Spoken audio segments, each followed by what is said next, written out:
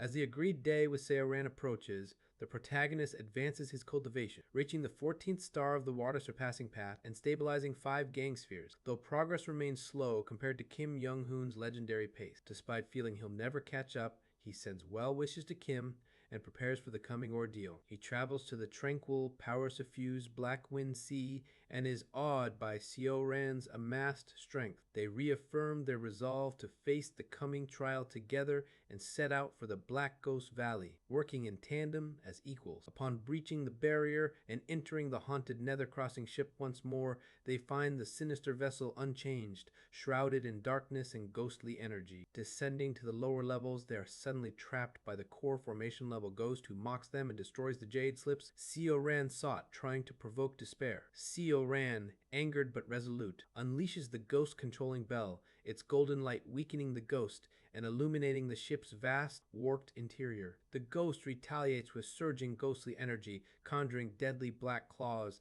and a storm of spectral skulls, each as powerful as a gang sphere. The protagonist's swordsmanship and spells, empowered by his inner core and advanced techniques, allow him to shatter skull after skull, maintaining a relentless assault amid the storm of attack. As the ghost unleashes a swarm of ghostly insects upon Seoran, the protagonist moves even faster, obliterating the swarm with sword energy and a barrage of spells, astonishing the ghost with his monstrous strength. Though exhausted and battered, with blood streaming from his face, the protagonist splits his gang spears into 6 and launches a final attack to buy time. The ghost easily swats them aside, but the time bought is enough for Seoran to gather his energy and unleash a decisive blue breath attack, setting the stage for the next clash. An overwhelming blue light fills the battleship as Seoran unleashes his power, momentarily overshadowing even the golden Dharma treasure. The ghost spirit, though battered and cracked, refuses to fall, now channeling all of its ghostly energy to fight with deadly resolve. As the spectral entity grows even more unstable and terrifying, it launches attacks that force desperate dodges. Amid this chaos, Seoran reveals that the ghost spirit is no longer resisting the underworld's pull,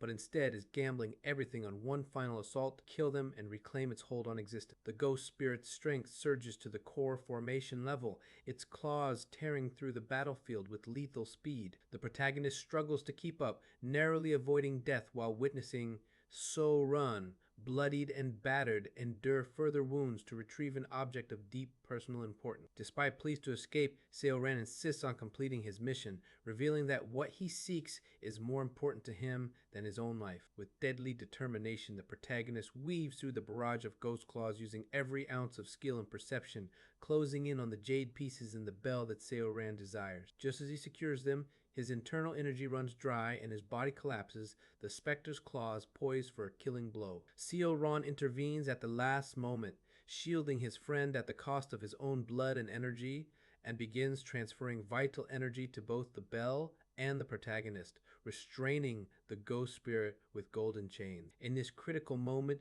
Seoran transforms, revealing his true demi-human form, neither fully sea dragon nor fully of the demon race, his heritage marked by both suffering and discrimination. As he bleeds out, he confesses the truth behind the cultivation method the protagonist received from the Sea Dragon King, a devilish art designed to turn practitioners into nourishing elixirs for the Sea Dragon tribe's benefit. Seoran exposes the long history of exploitation and manipulation by his ancestor, Seohuel, who used countless lies for the tribe's advancement, and reveals that the protagonist was to become a living offering under this scheme. Despite his own pain and betrayal, Seoran chooses not to follow in his ancestors' footsteps. He refuses to survive by consuming his friend's core, instead acknowledging their friendship and expressing regret for past deceptions. As the protagonist tries to sacrifice himself to save Seoran, Seoran uses his remaining strength and the breaking space pearl, fulfilling the king's order to destroy the Nether Crossing ship and free the souls trapped within. He entrusts the protagonist with the key to his secret vault, forcibly expelling him from the ship for his own safety. In his final moments, alone and mortally wounded, Seoran pieces together his mother's keepsake and reads its message as space collapses and the ship is torn apart. Realizing, through the jade pieces, that he did have a family after all, he smiles through tears before perishing amidst the chaos. As the protagonist is cast out, the ship explodes in light and spatial storms, releasing the countless imprisoned souls to ascend to the afterlife. The Nether Crossing ship is destroyed, and Seo Ran is lost forever, leaving the protagonist mourning the death of his friend and the cruel truths revealed about the world and those he once trusted. A violent surge of yin energy tears apart the nether crossing ship, shattering barriers and releasing the ghosts trapped within. As the storm disperses, the protagonist mourns for Seo Ren, whose body is lost to the spatial storm. After days of fruitless searching, a ritual is held for Seo Ran's spirit before heading to his underwater cave. There, the blue bead Seo Ran left behind reveals 3 hidden chambers: Seo Ran's living quarters, a storeroom filled with rare materials, and a vast library. The library holds valuable demon beast cultivation methods and records,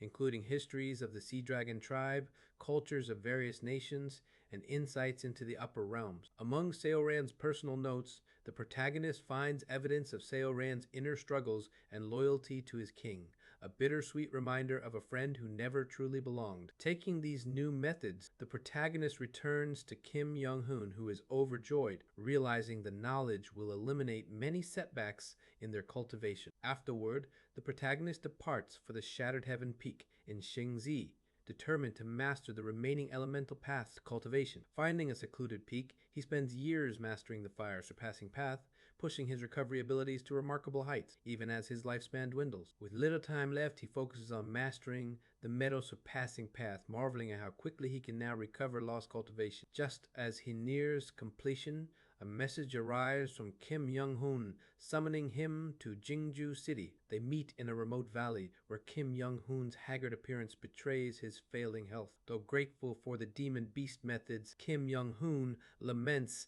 that the time remaining to him is too short to fully realize the new realm he has glimpsed. Driven by desperation and resolve, he declares his intent to burn the last of his life in pursuit of this breakthrough, entrusting a thin, untitled book to the protagonist. This time, it is not a mere record, but a martial philosophy, culmination of countless lifetimes of effort. With fierce determination, Kim Young-hoon unleashes his final technique, entering heavens beyond the path, martial arts. As a blinding golden light erupts, the protagonist can only watch, heart heavy with the burden of loss and legacy, as his friend stakes everything on a final, transcendent leap. Kim Young-hoon stands at the heart of a storm of martial intent, his every movement radiating golden waves as he performs the Severing Vein Saber method. The pinnacle of this technique, which mirrors the deepest secrets of the Severing Mountain swordsmanship, is not just mastery, but transformation. In a display of both genius and resolve, Kim Young-hoon burns his upper dantian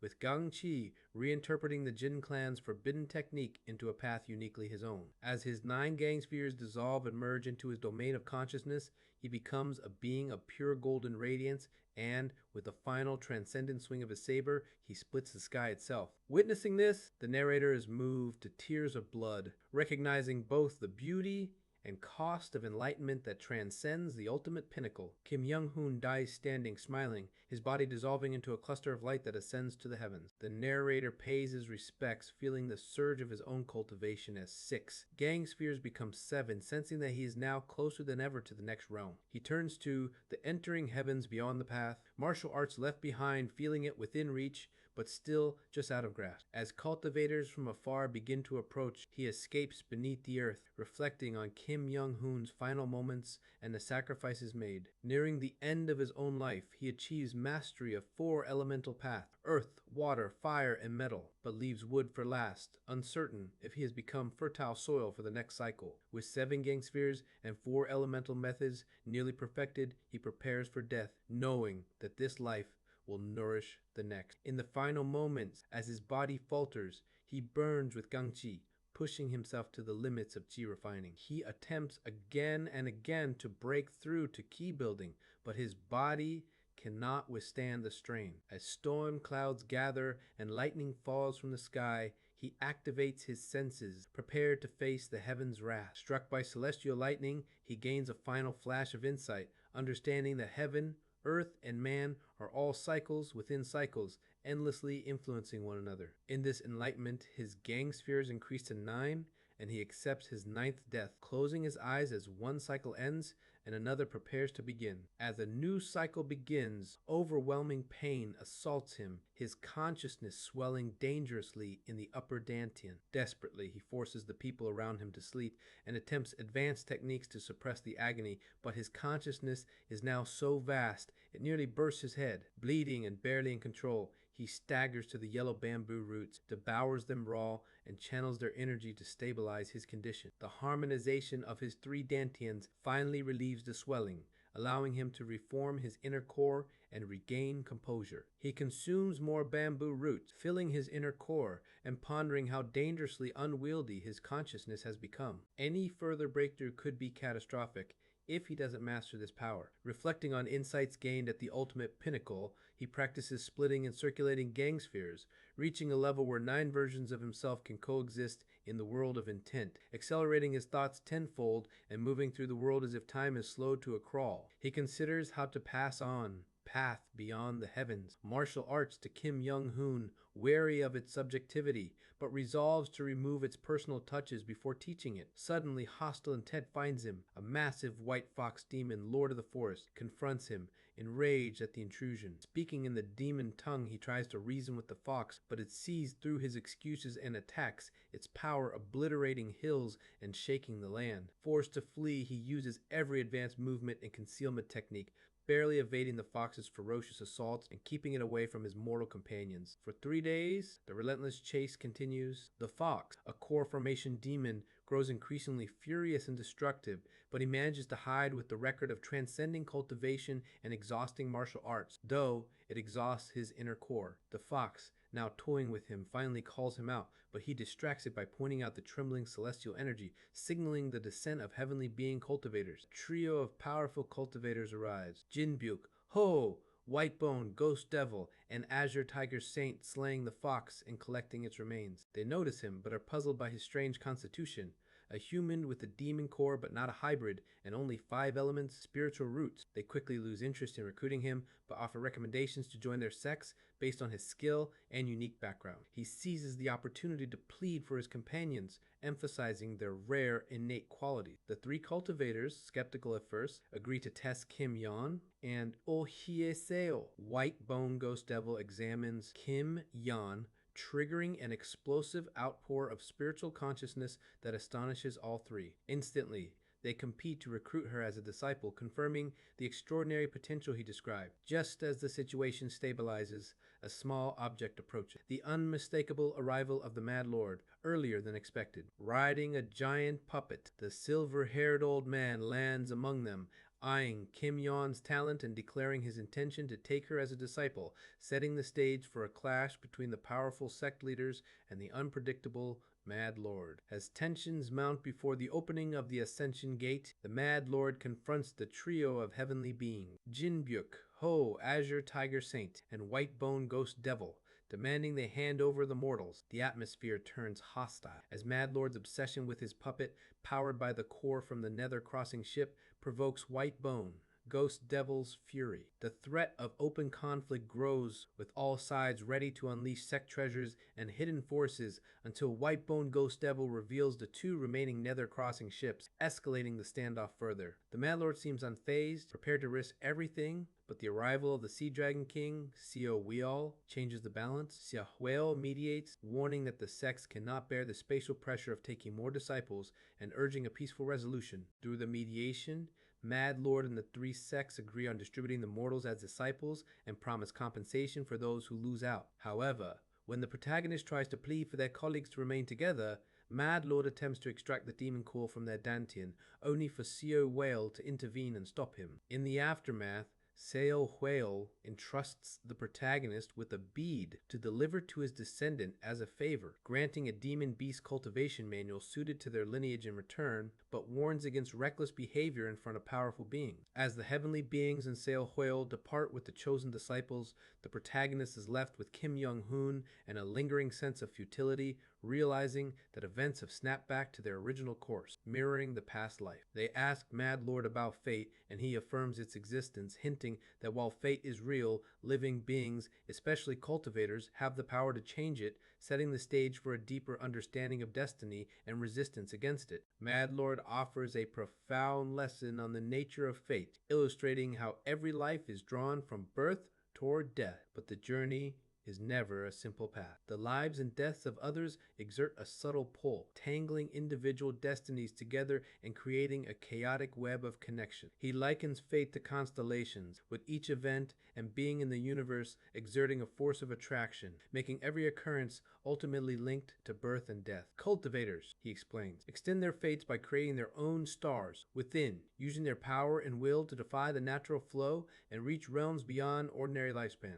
The secret to escaping fate, according to Mad Lord, lies in overwhelming power and relentless effort, though he reveals his own desperate struggle to reunite with a lost love, speaking to something precious hidden within a box. After being sent back to Yanguo by Mad Lord, the protagonist reflects on the lesson, recognizing that fate can be changed with enough strength and resolve. He helps Kim Young-hoon consolidate his standing in the martial world, teaching him advanced techniques and eventually parting ways. The protagonist then throws away a dangerous artifact to prevent a tragic fate from repeating, vowing to gain the strength needed to change future outcomes before seeking out Seoran. Retreating to Shattered Heaven Peak, he devotes years to mastering difficult cultivation paths, determined to reach the next realm and truly break free from fate's pull. Years pass in training, and Kim Young-hoon returns, having reached the limit of his current realm. Despite his talent, he realizes that progressing further requires not just innate ability, but decades of relentless practice and effort. He asks the protagonist to walk this arduous path with him, seeking mutual enlightenment. Together, they begin their intense cultivation, united in their resolve to surpass fate itself. After a grueling duel that leaves both battered, Kim Young-hoon emerges with new insight. He reveals that the next stage of martial arts enlightenment is unique to each individual, shaped by their own journey and understanding. This marks a turning point, as both realize that true transcendence and the path beyond the ultimate pinnacle are not only a matter of power or fate, but of personal revelation and willpower. Their struggle continues, driven by the conviction that fate can be broken by those determined enough to do so. Kim Young-hoon explains that the realm beyond ultimate pinnacle is unique for every individual, shaped by the sum of their life experiences and the form their consciousness takes. He shares that one of his key realizations is his longing for home and family, admitting that his relentless martial arts pursuit was driven by the pain of separation and the hope of return. The conversation inspires deep reflection, as his companion recognizes that even such personal revelations become part of one's martial path. Time passes, and progress continues for both. The wood surpassing path is fully rooted, completing mastery of the 5 surpassing paths to cultivation. Despite reaching this milestone, doubts linger about whether entering chi building and thus extending lifespan is possible. Years and lifetimes blur together, memories of 500 years of effort across 9 returns threaten to overwhelm, but the protagonist overcomes the heart demon through honest self-reflection and acceptance of their journey's value, no matter the result. With the 5 surpassing paths finally balanced, repeated attempts are made to break through to chi building. Each failure grants new insight, the power of accumulated failures gradually harmonizing the spiritual energies. The recovery rate of spiritual power accelerates with every incremental adjustment, and the relentless cycle of effort continues. After months of seclusion, Kim Young-hoon reappears, severely emaciated but radiant with achievement. He reveals that after decades of grueling training, he has finally reached the next realm. He explains that the key lies in shaping consciousness to its truest human form,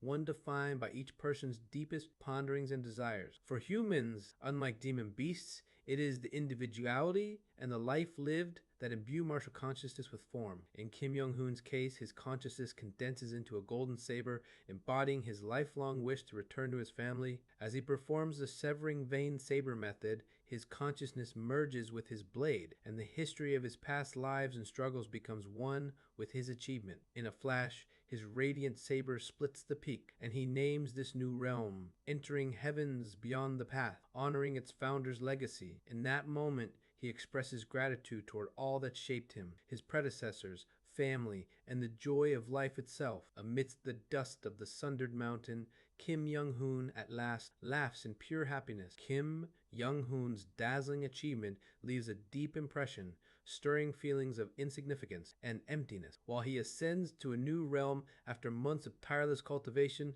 the shadow of the protagonist's own limitations grows heavier. Despite making progress and recovering faster, the barrier to chi building remains unbroken and time is running out. Kim Young-hoon, after awakening, becomes silent, communicating only through watchful anticipation, never offering advice or guidance, simply observing with certainty and expectation. This quiet scrutiny becomes burdensome, adding to the protagonist's frustration and isolation. Repeated failures to reach key building lead to a deeper understanding of the five elements, but the last step remains elusive. As the end of life draws near, the protagonist confronts Kim Young-hoon and expresses his confusion and frustration at the silence, but receives only a faint smile in return. Kim Young-hoon, reflecting on the situation, sees that the protagonist is already complete, only lacking the will to swing what has already been forged. He chooses to trust in this, believing that direct interference would only hinder true understanding. In a moment of inspiration, Kim Young-hoon performs the Severing Mountain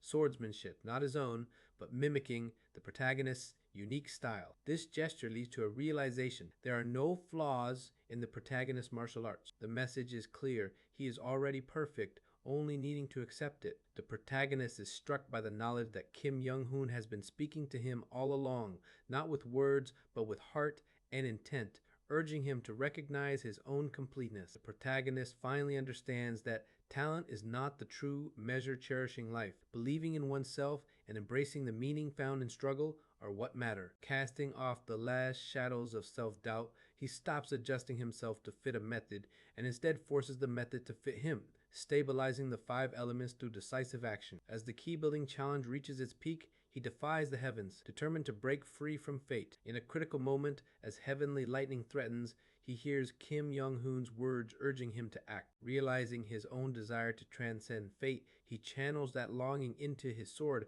achieving a state of formlessness. With a single swing, he cuts through the heavenly lightning and splits the sky, finally reaching the long-sought realm. The journey has been arduous, but at last, a new beginning dawned. The convergence of the five elements within the Dantian finally leads to a breakthrough. The spiritual clouds of yellow, black, red, white, and green rotate and compress, forming a spiritual energy star that stabilizes as a brilliant light in the Dantian. The energy of the five elements, once restrictive, is now consumed and surpassed, and the body is filled with pure spiritual force. Gang Chi, that begins to circulate naturally through the spiritual meridians, extending lifespan by 300 years. Now, the body is protected by a constant flow of Gangqi, and the cultivation path enters the stage of chi building, marking a clear separation from the limitations of humanity. Attacks from even powerful martial artists become ineffectual. Consciousness expands and becomes more refined,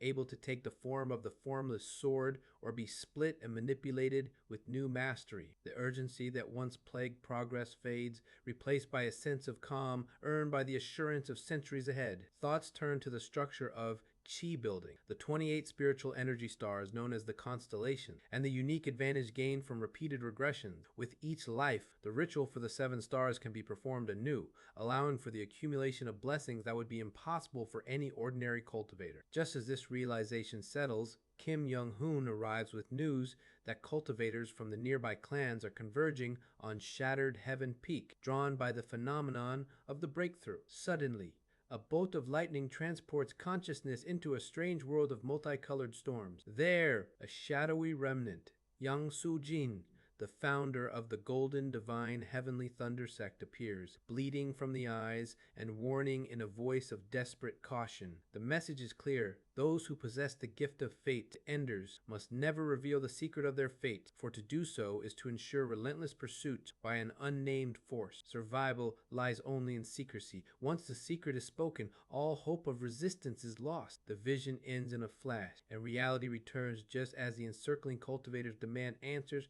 and threaten retribution. Attempts at peaceful explanation fail, and the atmosphere turns hostile. Kim Young-hoon and his companion ready themselves, their consciousnesses surging with power as they prepare for battle. The two stand back to back, each wielding their unique and transcendent martial intent as the surrounding cultivators realize too late the depth of the power before them. The stage is set for a clash between the newly ascended and the defenders of the sacred ground, with the mysteries of fate and cultivation swirling ever more tightly around them.